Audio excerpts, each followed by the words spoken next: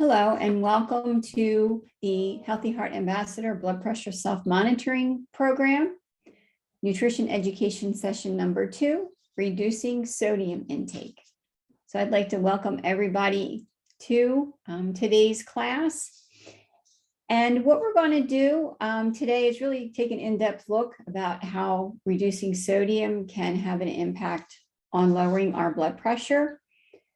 I'd just like to take a couple seconds and just to let you guys know that these seminars are connected to the Healthy Heart Blood Pressure Ambassador Self-Monitoring Program. And the one component is being able to attend these nutrition seminars. And we do cover several different topics that can help reduce and manage your blood pressure by reducing sodium. So that's what we're going to learn about today.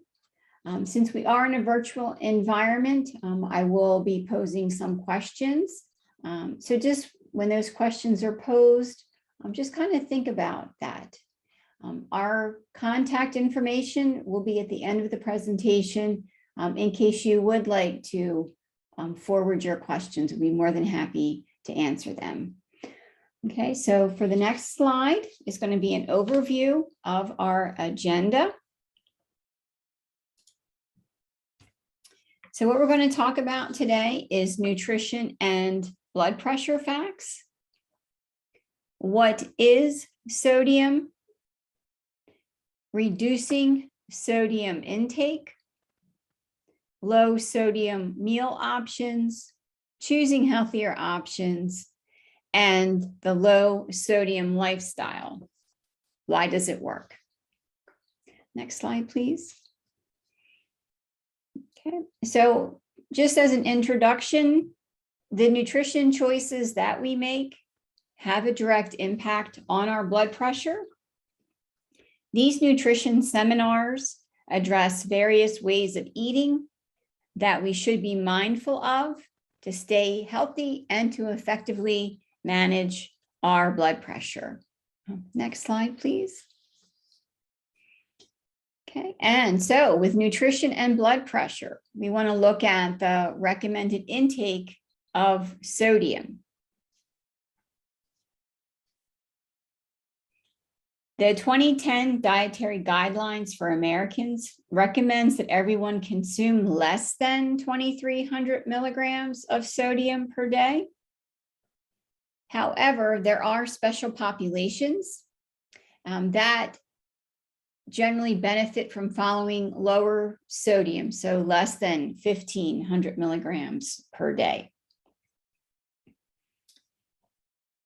And 9 out of 10 Americans consume more than the recommended amount of sodium. So let's take a look at the next click to see how much we actually consume as a nation. So as you can see, we consume over 3,400 milligrams or about 3,400 milligrams of sodium per day. And when we take in more sodium than our body needs, it can cause our body to retain fluid. So if you notice swelling in your lower extremities or even in your fingers or hands, this can be really hard on our heart. It has to beat a lot stronger or a lot more often to circulate that fluid throughout our body.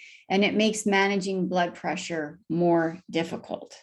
So just want to ask you guys, what do you think when you hear that the majority of Americans consume more than the recommended amount of sodium? Okay, so just a quick ask before we move on to the next slide.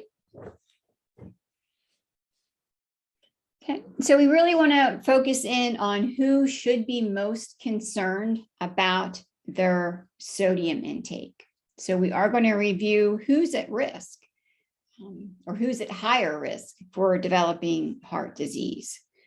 When we look at our population in the United States, about half of the population is at risk for developing heart disease.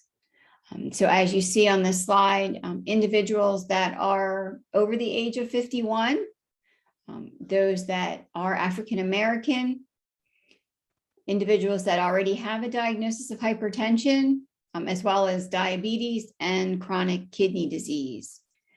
So all of these individuals or populations listed here should be mindful of their sodium intake, not just the people that are at risk for heart disease. Okay, next slide, please. Oops, sorry about that. Okay, so this accounts for about half of the US population. I think I may have mentioned that in the beginning, but slides have a way of popping up on you when you're not totally familiar with what the next click means.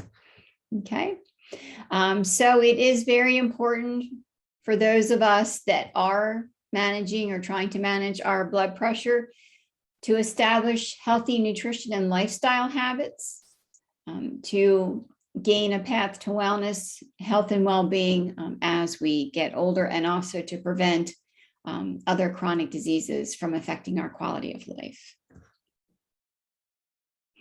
Okay, so on this slide, just an introduction on reducing sodium intake, and we're going to really take a look at what sodium is and how you can reduce your sodium intake. Next slide. So when we look at sodium versus salt, sodium is a mineral that the body needs for several different things. So it maintains our fluid balance. So sodium does bond to water and pulls it into the bloodstream. So it kind of goes back and forth between our cell membranes as needed, either to keep fluid in our cells or to remove fluid out of our cells. It helps with those nerve impulses, so it communicates. So sodium has a positive charge, so it's going to communicate with other negatively charged ions in our body to conduct those nerve impulses. And it does help with muscle function, again, with contractibility. So that our muscles need to have that influx of sodium and potassium to make sure that they can either tell our muscles to pull up, to relax, or to contract. Okay, so you can see that our bodies really don't need that much sodium to function properly. And when we look at common table salt, so sodium chloride, you can see that about 40% of the weight of sodium chloride is actually sodium. And a large percentage of our diet does come from sodium chloride. Okay, and just, that sodium chloride or salt is what we add to food. And sodium is what is naturally found in foods. So especially in processed foods and foods that contain preservatives. It is a pretty common misconception that salt and sodium are the same thing, and that's just not true. Okay, so just like with other minerals, so like potassium, the body does need sodium to function, but if we take in too much, that can be harmful. Okay, next slide, please. So continuing to look at what is sodium. Again, if we do consume too much sodium from our diet, that excess sodium builds up in the bloodstream. And as we go through this slide, this is how it leads to increase in blood pressure. So we've got the excess sodium in our bloodstream. It leads to excess fluid that's pulled into the bloodstream. Our total blood volume in our body increases. We've got more blood flowing through our body, and the blood pressure increases. So let me just give you an analogy and kind of a visual aid to get through this process. When we turn on water at a certain level, so you're hooking up the garden hose, you're turning on the water to get ready to wash the car. When we turn on the water at a certain level, there's a certain level of water pressure that's in the hose. However, when we turn up the water in the hose, the water pressure in the hose increases because there's more water running through it. This increased pressure is the same that we see in our bodies. Okay, next slide or next click. Okay, And so again, just kind of getting more of a visual representation on sodium and to give you guys an idea of what the numbers actually look like. So a quarter teaspoon. Okay, so if you're a baker, just that quarter of a teaspoon added into a recipe can give us 575 milligrams of sodium. You can see half a teaspoon equals 1,250 milligrams of sodium. 3/4 of a teaspoon, 1,725 milligrams of sodium. And again, 1 teaspoon equals 2,300 milligrams of sodium. So as we noted earlier, our bodies only need about 500 milligrams of salt to function properly, so only 1/4 of a teaspoon. So when you think about the foods that you consume throughout the day, how many teaspoons of salt do you think would amount to about 500 milligrams? So we can see here that only that 1/4 of a teaspoon. Okay, so are you surprised to learn that 1/4 of a teaspoon of salt contains the amount of sodium that we need throughout the day?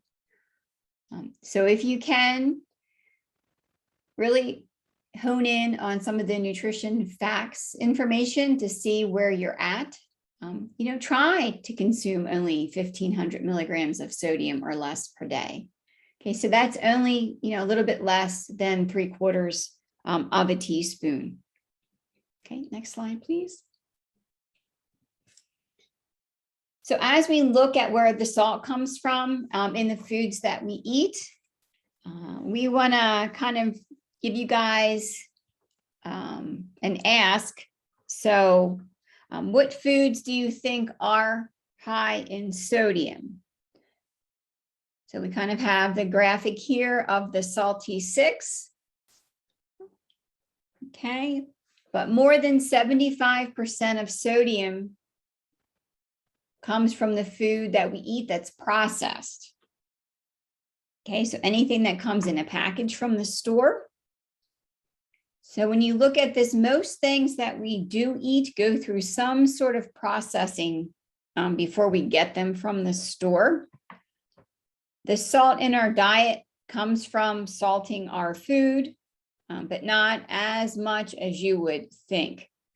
A lot of it is in the processed foods that we eat, which is dangerous because a lot of times we don't even realize that we're consuming a lot of sodium.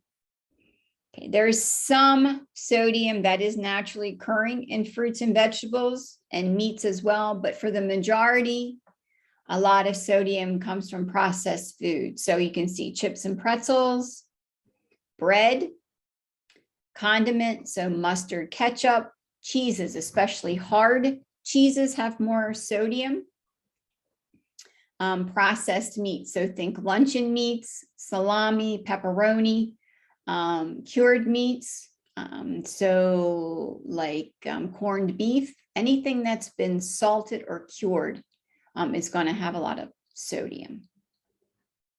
Pizza, okay, so frozen, or if you are getting it from Papa John's, lots of sodium in pizza.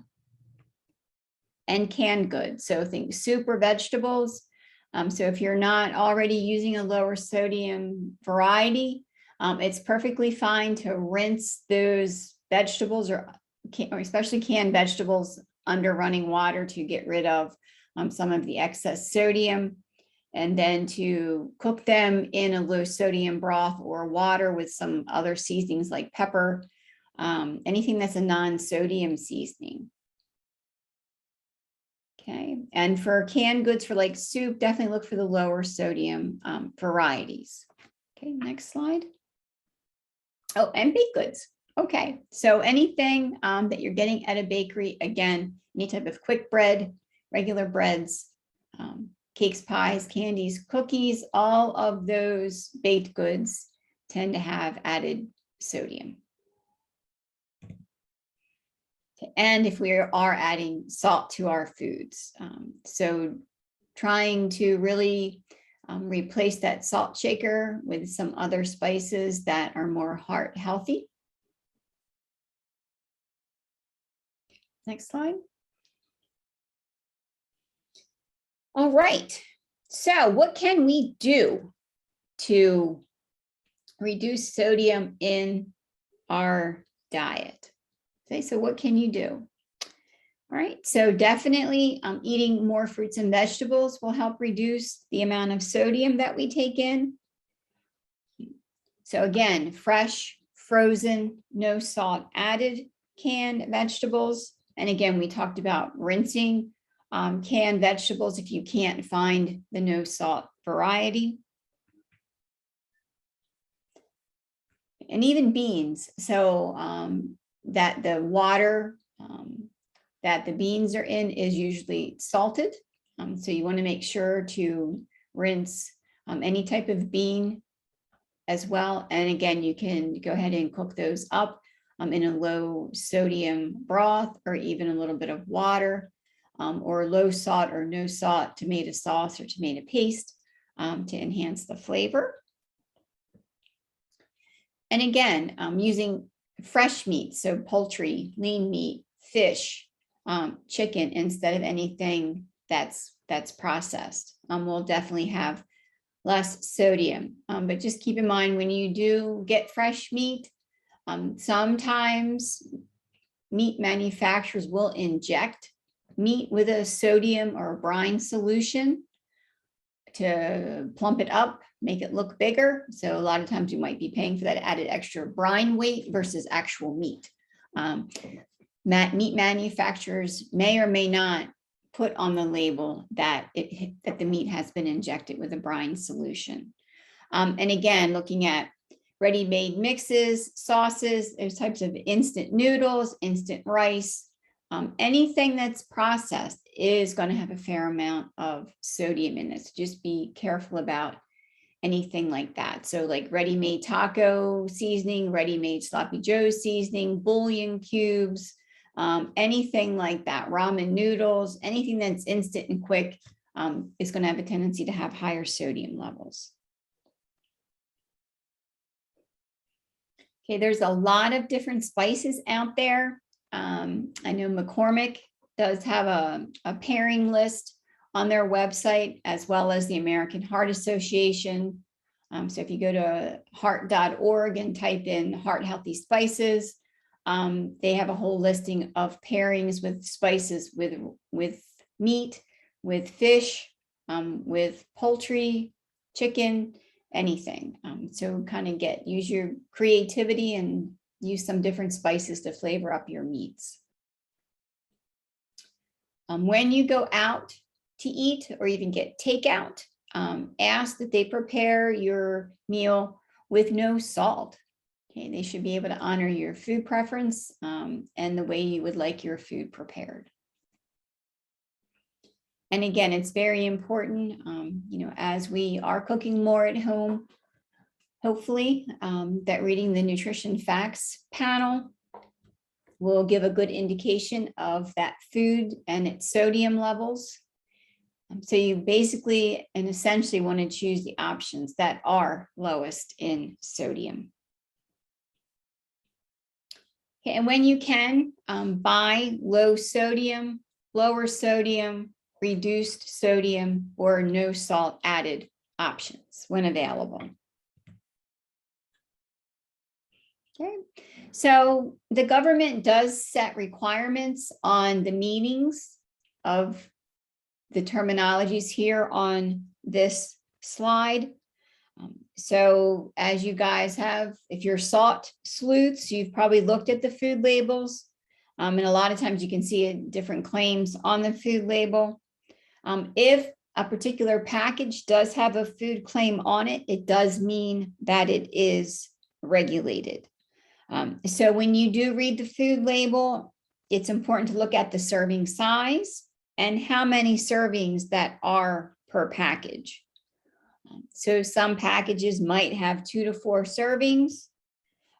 So if you eat the whole package and it has 4 servings, then you're getting 4 times the amount of sodium that's listed on the nutrition facts panel. So each claim that we're going to look at here has a quantitative meaning behind it. So let's take a look at what these mean? So sodium free means that a food will have less than 5 milligrams of sodium per serving and contains no sodium chloride. Very low sodium means that that food's going to have less than 35 milligrams per serving. Low sodium is going to show less than 140 milligrams of sodium per serving. And reduced or less sodium is going to have at least 25% or less sodium per serving than the usual sodium level of that product. And for light or sodium reduced products, again, the sodium might be reduced by about 50%.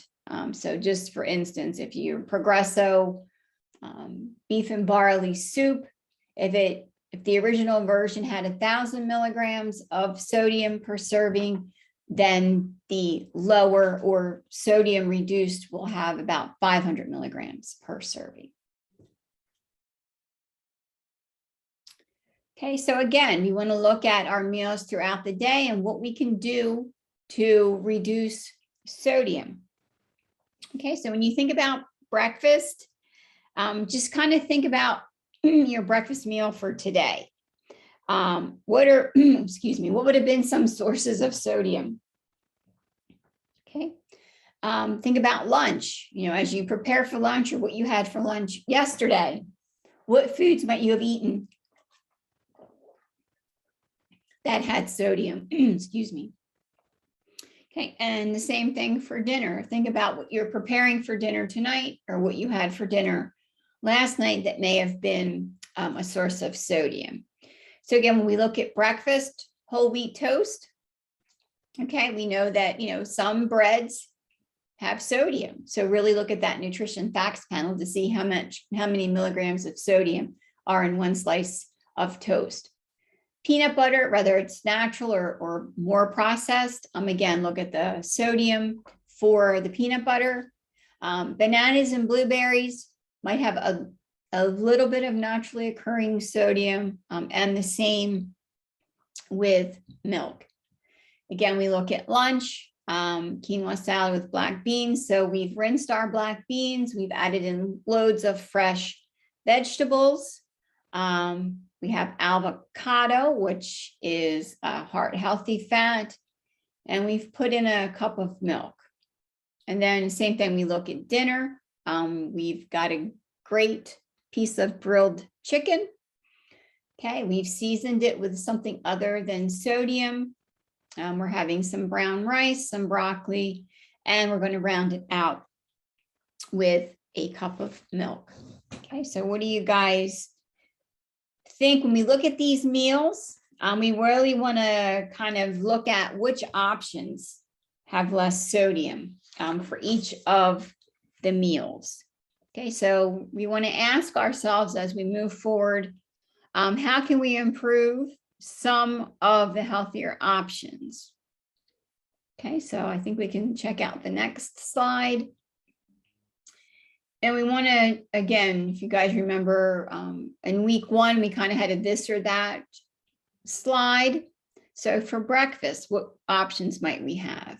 What might be healthier? So you can see we have a breakfast sandwich with cheddar cheese, turkey bacon, on a whole wheat English muffin with water. But we might be able to have another breakfast with yogurt, with oats and blueberries, sliced banana, and a cup of water. Okay, so which breakfast would be healthier as we're thinking about lowering our sodium intake? Okay, so let's look at lunch, but I think breakfast might, if we do another click, breakfast might get a little crazy. And you guys can see that if we have yogurt and some fruit, that is definitely going to help reduce our overall sodium intake for that meal. Okay, so let's take a look at lunch. Okay, we have a Greek salad. Oh, spinach and tomatoes and cucumbers and low-fat feta. We've got olives, pepperoncinis, and Greek dressing. So we want to really think about, how can we change lunch up that can be lower in sodium? Okay, so when we look at our next option, we've got a whole wheat wrap with tomatoes and spinach, some black beans, avocado, olive oil, and balsamic. So we want to keep in mind, if we do have salad for lunch, one heart healthy option that we can choose to get maybe a little bit less fat and definitely lower sodium is to ask for our dressings on the side. But when we look at the first lunch, some identified foods that might be higher in sodium would definitely be the olives. Okay, even the feta cheese may have a little bit more sodium in there, so be mindful of that. With our whole wheat wrap, we're looking at black beans, so hopefully we've rinsed them, right? So let's see what lunch option is going to be better for our heart health and have lower sodium. Okay, so if you guys didn't guess it already, our whole wheat wrap loaded with good sources of heart healthy veggies and some heart healthy olive oil. Okay, so let's take a look at what we're going to have for dinner tonight. All right, we're looking at grilled chicken, brown rice, steamed broccoli, and some milk. Okay, not looking too bad. So let's see what our other dinner option is. Okay, or we can have a turkey burger, okay, with tomato, onion, ketchup, mustard, Swiss cheese, okay, baked potato wedges, okay, and a cup of milk. All right, so what are some higher sources of sodium in this second meal? What do you guys think? Okay, so again, earlier we talked about condiments.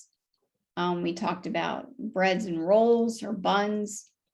Okay, we talked about cheeses. So again, just keeping that in mind, and let's see which dinner is going to be our healthier option. Okay, so grilled chicken. Can't go wrong with grilled chicken and some steamed veggies. So sounds pretty good to me. All right, so let's take a look at why reducing sodium works. Okay, so I definitely, as we work on reducing our sodium, we're really focusing also on making healthier food choices. We're looking at also making healthier choices for our body. And when we make these choices combined, it's going to promote health. We're going to feel a lot better.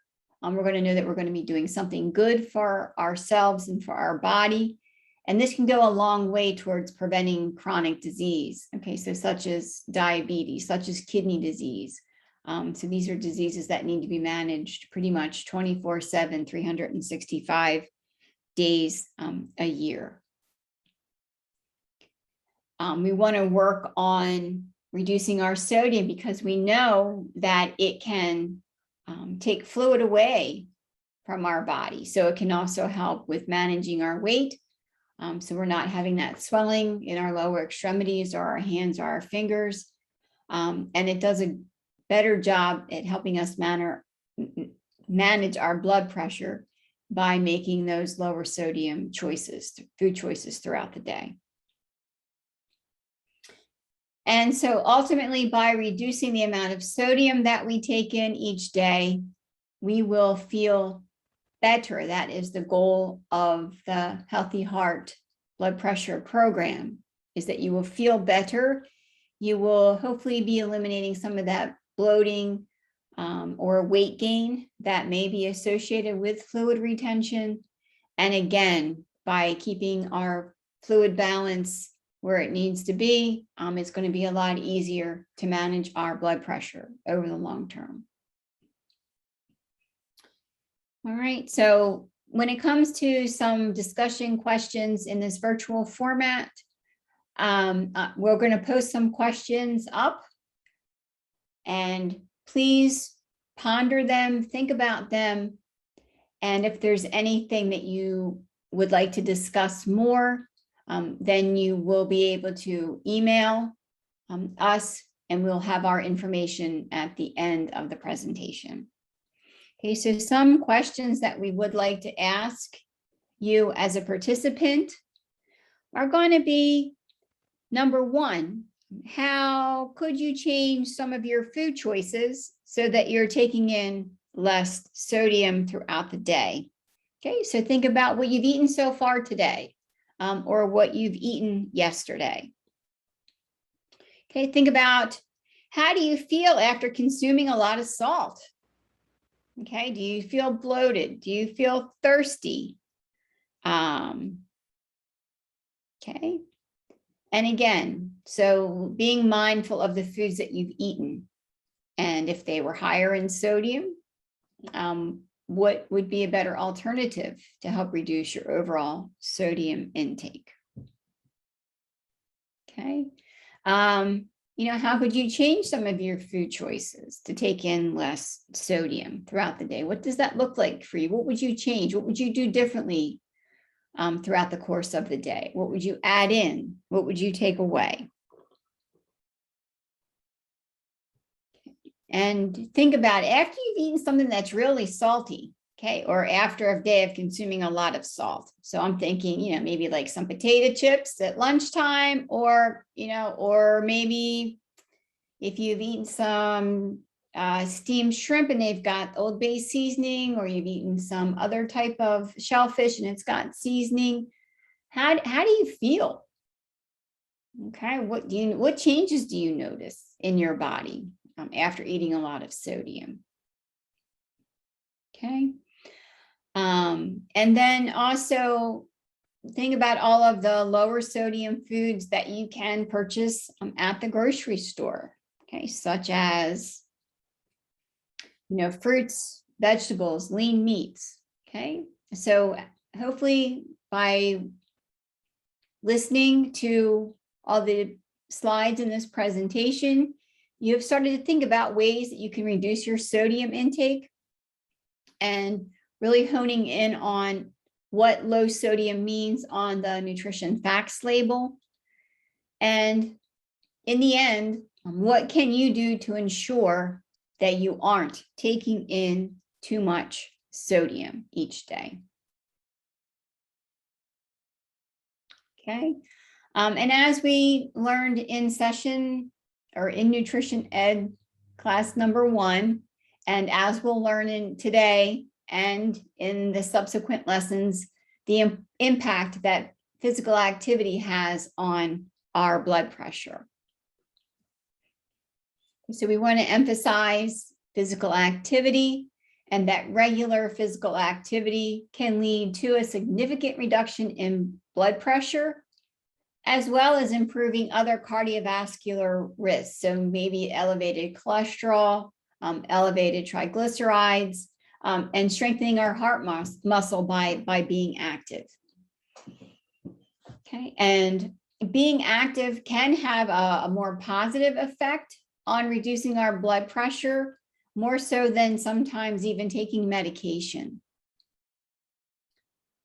And the American College of Sports Medicine generally recommends 150 minutes of physical activity a week, but this program is taking it 30 minutes longer, and is really asking to increase your activity level to about 180 minutes each week for heart health.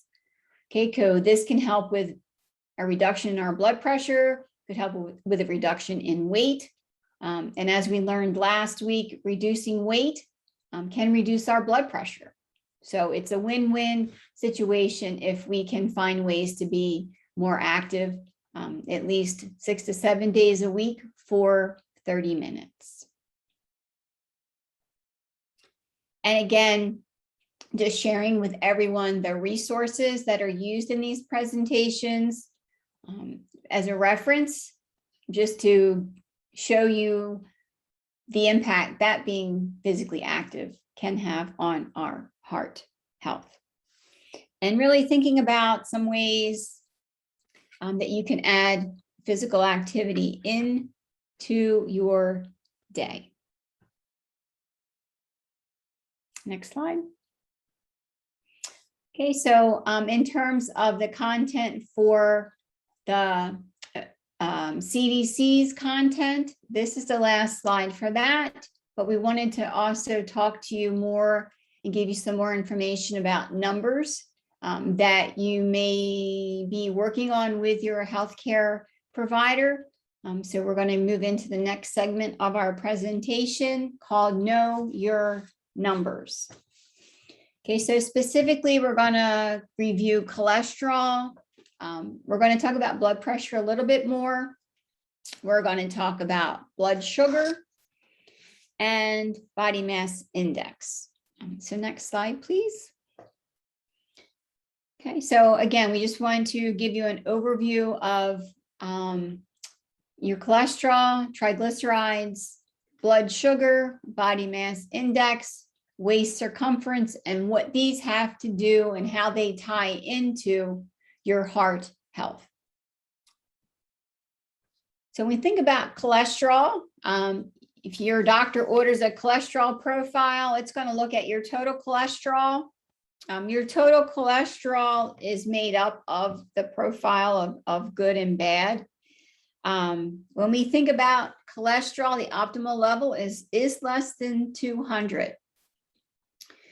And cholesterol, you know, it's kind of it's a waxy substance. It's found in our blood, and it is essential for our body, and it helps build and maintain healthy cells and essential hormones. So those are the hormones that our body makes, and they can't make them without some of the essential nutrients that our body needs. About 25% of cholesterol comes from the food that we eat. So meat, fish, dairy, and that remaining 75% is made by our body. And we have the two different types. We have the LDL, that's the bad cholesterol. Okay, so when you get that LDL level, if that is elevated, then you want to work with your primary care provider to get that level reduced. So everything that we've spoken about up to this point with managing blood pressure, eating lower fat foods, watching sodium, being more physically active can go a long way to reducing the LDL levels. The next cholesterol is the HDL, or the good or healthy cholesterol. And this is where we want to focus on, is really working to get our good cholesterol levels up. Okay, and ways to do that are what we've just talked about: watching higher sodium foods, so reducing our overall sodium intake, reducing our total fat intake, increasing the amount of physical activity that we're doing. If you do smoke or drink, finding ways to get help with smoking cessation and reducing overall alcohol intake. As our LDL levels go up, though, it increases our risk for heart disease and stroke. And the recommendations through the American Heart Association and the American Association for Cardiologists is testing every 5 years, starting at age 20. Okay, so this test, when you get this test done, it's usually a fasting test. So they're going to ask you not to have anything to eat at least 9 to 12 hours prior to the test, and this will give a more accurate measure of your cholesterol profile. Okay, next slide, please. So again, as we're working towards increasing our healthy cholesterol, okay, we want to consume more unsaturated fats. So as we learned in session 1, we want to try to have some more avocado, some more olive oil, some more cold water fish, so salmon and mackerel and herring. We also want to add more soluble fiber into our diet. So think about oatmeal, oats, fruits, vegetables, and beans. We can add some of those in. That'll go a long way to increasing our HDL, maintaining a healthy weight. So we're going to talk about our BMI here in a few more slides, And again, exercising regularly. So getting out there, if we can, at least a minimum of 5 days a week for 30 minutes to help get our HDL levels elevated. Next slide, please. Okay, so we've talked about triglycerides. Okay, so the magic number is to have those below 150. And that, again, this would be a fasting test. And triglycerides, just like cholesterol, they're a form of fat that circulates in the bloodstream.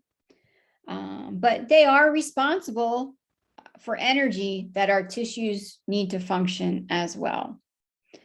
So similar to cholesterol, when the blood levels of triglycerides become too high, the risk for developing heart disease increases.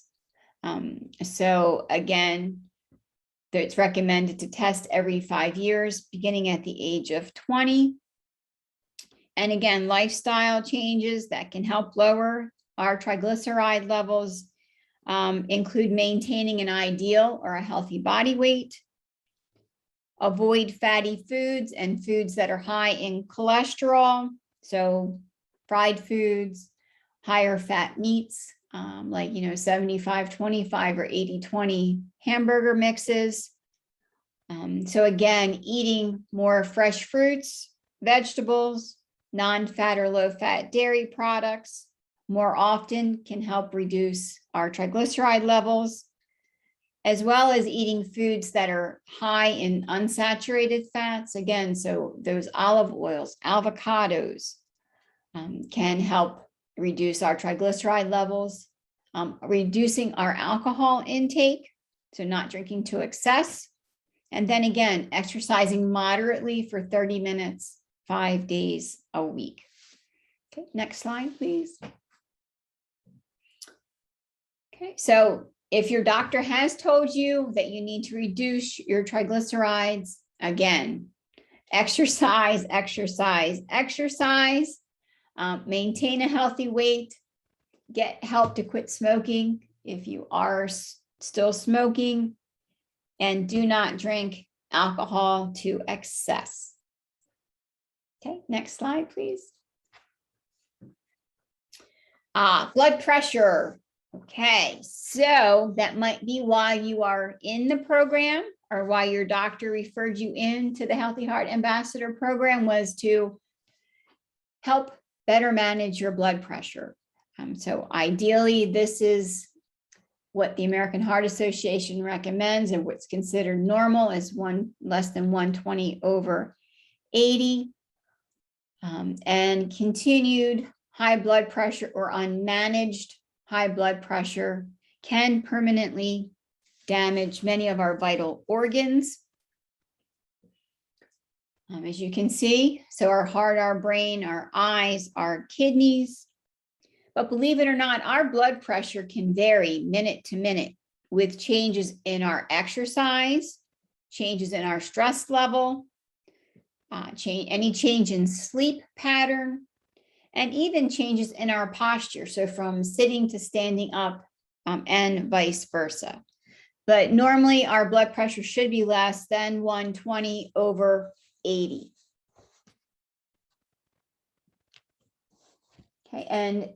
Okay, so again, in order for us to better manage our blood pressure, we want to make healthy food choices. We want to avoid excess salt. Okay, again, we want to be as active as we can. And that 30 minutes doesn't have to be all at one time. So if you can break it down, 3 10 minutes to 15 minutes are just as effective as one longer bout of 30 minutes. Again, maintaining a healthy weight, managing stress. So if our stress is not well managed, it can lead to excess levels or elevated levels of cortisol in our body, and that in turn can lead to high blood pressure. Again, avoiding tobacco and limiting alcohol can go a long way to helping us manage our blood pressure. Next slide, please. Okay, and blood sugar. Okay, so ideally, If you are a person that does not have type 1 or type 2 diabetes, then fasting blood sugar under 100 is considered a normal fasting level. When we look at blood sugar or blood glucose, obviously it's sugar that does move through our bloodstream. It acts as basic fuel for our body, and it is needed for energy and proper cell functioning, particularly our brain cells and our muscles. And as anyone in the program knows, that diabetes is the most common disease related to heart disease, and or diabetes is also the #1 cause of hyperglycemia or high blood sugar. And if left untreated, diabetes can cause many medical complications, so including cardiovascular disease, kidney disease, as we've learned too, unhealthy cholesterol levels. It can start the inflammation process and lead to clogged arteries. It can lead to insulin resistance or metabolic syndrome, where we're not processing sugars or fats very well in our body. It can lead to blindness, nerve disease, and has the potential for limb amputation. So it is very important to maintain healthy blood sugar levels to prevent diabetes.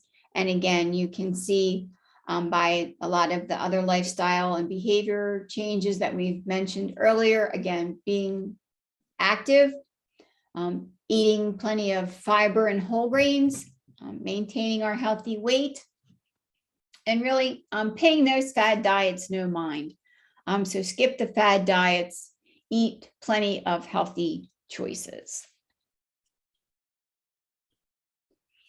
Okay, so we mentioned about BMI, and so what does this mean?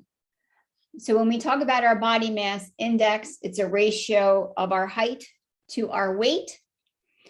It's not the best or gold standard of how we can measure how much body fat we have compared to our height, but it is helpful in determining basically, where we're at in terms of our weight. So are we normal weight? Are we underweight? Are we overweight? Are we obese? So if you go to the doctor and they pop you on the scale, a lot of times the scale, if it's digital, will calculate your BMI. So ask your doctor the next time you are in and they get your height and your weight, ask them what your BMI is. So even the new scales that are out there now, that are Bluetooth enabled or that pair with your smart device.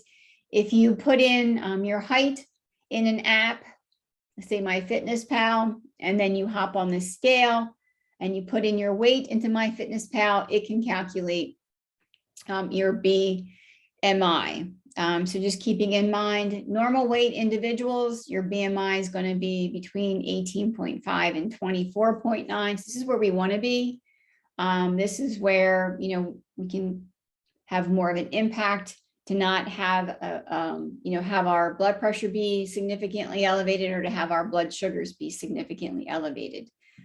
You can see when we get into our BMI above 25 is where we really need to be mindful and start making some of those better choices and types of foods that we eat and the amount of physical activity that we get. Okay, next slide, please. Okay, so when we talk about our body mass index, essentially, again, I can't stress the importance of moving more.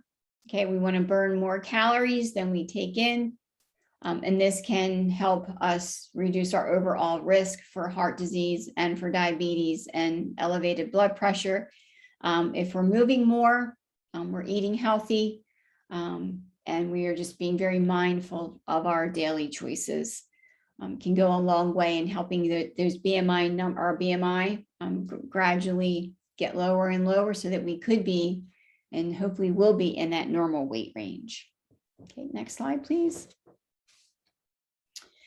Okay, and waist circumference. So you might be like, why are you asking me to check my waist circumference? So it is important to know, you know, how many inches is your waist? Okay, because if we have a lot of, I'm just going to call it fat because that's what it is. We have a lot of fat around our midsection. That fat is very active. Okay, so it can affect how we metabolize sugar. Okay, which can lead to diabetes. It can affect how we metabolize fat and where that fat goes and where it goes in our body and if it's excreted in our body. Okay, so if we have a lot of fat in our abdomen, it's pretty active. It's going to dictate a lot of things that go on. If we have a lot of fat in our butt and upper thighs, that fat's not as metabolically active and won't have a huge impact on our blood sugars or our blood pressure or our triglyceride or our cholesterol levels. So if you're a guy or a girl, so you guys out there, if your waist is less than 40 inches, and we're going to tell you about how to measure it here in a little bit. So for males, you want your waist to be less than 40 inches in circumference. And for females, you want your waist to be less than 35. So if anyone in the group is 20 and older, you really want to maybe take an initial measurement of your waist circumference and look for changes over time. Okay, so if our waist gets bigger, it could be an increase in abdominal fat. Our waist gets smaller, it could be a decrease in abdominal fat. So as we lose more fat from our midsection, it does help reduce our risk of heart disease and other chronic diseases. So next slide, please. All right, so if you guys want to take a gander and figure out your BMI just by using your calculator, you want to get your weight in pounds. Okay, and you want to take your height in inches. Okay, so if you're 5'4", you'll take 64 times 64, and then you'll divide that into your weight in pounds and times that times 703. Okay, so you can try that out. Same thing with your waist. Okay, if you want to measure your waist, again, bare skin. So get that soft tape measure like you use for sewing and just put it barely above your hip bone. So you might want to feel kind of where your hip bones are. So standing up is probably going to be easier to feel the tops of your hip bone. Okay, and then just kind of drape it around where you feel your upper hip bone. Okay, so when you do the tape measure, it actually should probably be just right around or a little bit under your belly button when you're measuring. Okay, so relax, exhale, and then measure. Okay, so no sucking in your gut to reduce your waist by maybe, a half an inch or an inch. So just be natural and measure and see what it is. So again, if you're a male, that waist measurement should be less than 40 inches. If you are a female, then that waist measurement should be less than 35. So I hope that you guys give it a shout or give it a try to figure out your BMI and compare it to where you're at on the chart, and measure your waist to see if you're under 40 inches for guys and under 35 inches for girls. Okay, so next slide, please. Okay, so just, that can't encourage you guys enough just to start where you are. Okay, so take a general assessment of where you're at with physical activity, where you're at with integrating healthier food choices into your day. If you've had lab work done in the last few months, okay, take a look at those numbers. So kind of just start where you're at. Take a measure of your waist, do your BMI. And over the time that you're in this course or program for the next 4 months, see if any of those measurements improve. Okay. Make changes that matter to you. Make changes that will help you enjoy a longer, more quality life. Okay. And as C.S. Lewis says, and I love this saying, you can't go back and change the beginning, but you can start where you are and change the ending. So I do hope that everyone kind of takes that for what it is and just start where you are and what can you change in your lifestyle moving forward. Okay, next slide, please. So I'd like to thank everyone for joining in the Healthy Heart Ambassador Blood Pressure Self-Monitoring Nutrition Education Session number 2. Here is my contact information. So we had a few asks during the presentation. So any questions that you have, please feel free to reach out to me via email. Oh, I misspelled Delaware. Oh my goodness. I'm sorry about that. So it's at Delaware, so DELAWARE.gov. So I apologize for that misspelling on the slide, but please reach out if you have any questions, and thank you for your time in viewing our nutrition education, reducing sodium today. Thank you.